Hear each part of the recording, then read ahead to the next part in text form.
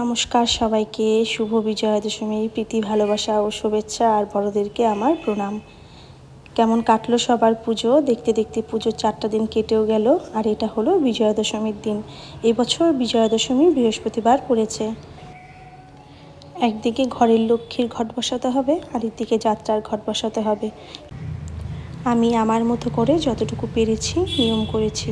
কেউ কোনো ভুল ত্রুটি ধরো না, হলেও মাফ করে দিও। পুজো আসবে আসবে এটাই বেশি ভালো লাগে। পুজো এলেই না 4টা দিন টুক করে চলে যায়।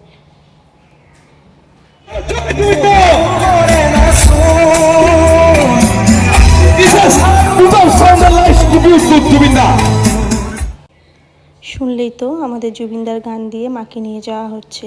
একদিকে মায়ের বিদায়ের দুঃখ, আর একদিকে জুবিনদাকে হারানোর দুঃখ।